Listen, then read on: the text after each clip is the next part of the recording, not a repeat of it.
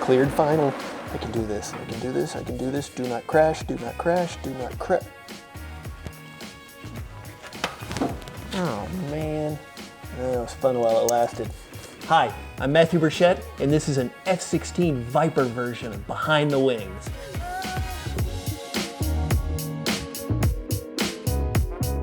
You know, now we're actually here on the flight line at Buckley Air Force Base in the Colorado Air National Guard area, 140th Wing, 120th Fighter Squadron. Go Cougars. And I'm here with Lieutenant Colonel Craig Lobo-Wolf. Hi, Matthew. How are you? It's nice to meet you. Nice to meet you as well. So tell us a little bit about what Buckley does and especially what you do. I'm a part of the 120th Fighter Squadron. You are an actual fighter pilot. Yes, believe it or not. I Wow, that is cool. I just touched a fighter pilot. don't quite look Top Gun-ish, but I've been doing this since 1994. Buckley Airfield and the Colorado Guard was here long before that. Started out at Lowry Air Force Base in 1923 and then moved out here and it was a National Guard base all the way up until 2000 when it became an active duty base. So we're standing right here in front of a Viper. Can we go take a look at it? Yeah, let's go take a look. Awesome. Hello.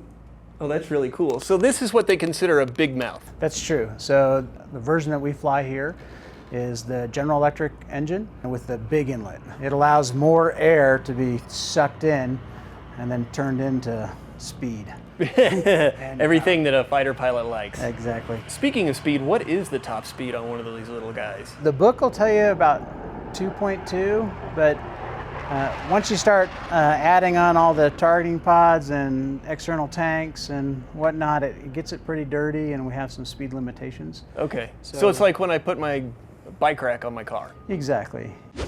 Looking at the size of this thing, you guys are carrying nukes, aren't you? Well, Matthew, now, I know you know better than that.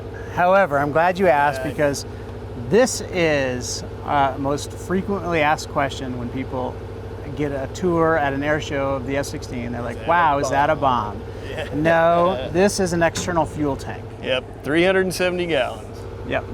This is considered a drop tank. I mean, you can drop these if you need to. Right, so the drop tank is exactly that. We prefer not to drop them. However, if they're in the event of an emergency, and we wanted to increase our range and make the airplane a little more streamlined, we can drop them.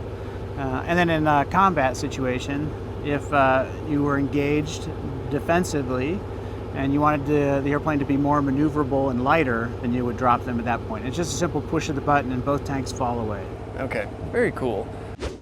All right, so this is the cool stuff right here, the AIM-9 and the AIM-120. Yep. Now, this is like the close-in kind of weapon, yeah? The AIM-9 is a heat-seeking missile and does have a shorter range. It's hard to see, but it does have there's a little seeker in there, infrared, and it looks out for that heat source, and we kind of aim it, and then it goes after where that heat sees that heat source. So that's cool. The F-16 truly is kind of a jack of all because we can mix it up with the different missiles, the different bombs. We do have the speed to get from point A to point B, but you know, we don't always have the same amount of on-station time or the amount of firepower, but we kind of get a jack of everything, the master of none.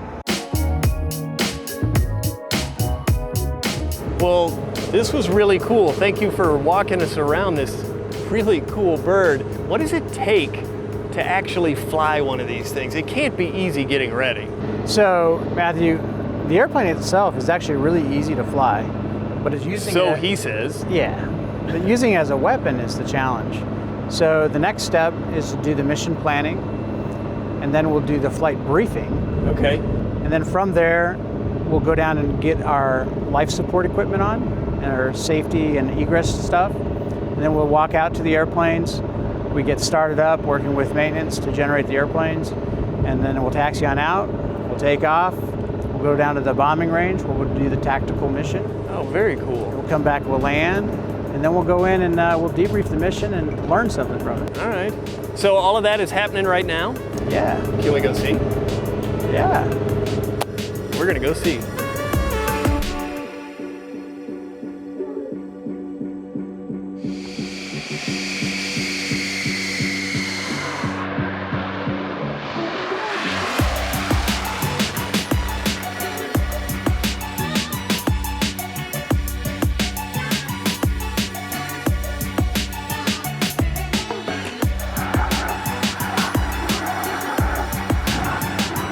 Oh, did you see how close that was? Yeah, it was like 1,000 meters. Oh, all right, well, it looks scary from here. I'm a civilian, what do you expect?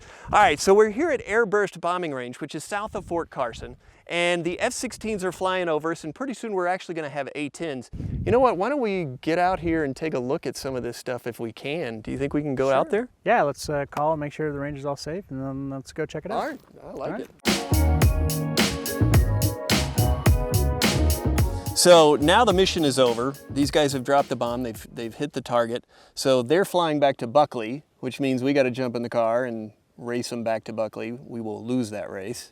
But then it's debrief and all that kind of stuff. Right, that's where it's time for us to go back and try and figure out why this isn't sitting in the target. Well, you know what? We're gonna head back to Buckley and we're gonna sit in on the debrief and see what went right, see what went wrong. Controlled area.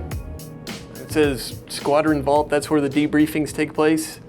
Let's go check that out. Actually, Matthew, that's where the classified squadron debriefs takes place, so we're not going to go watch that.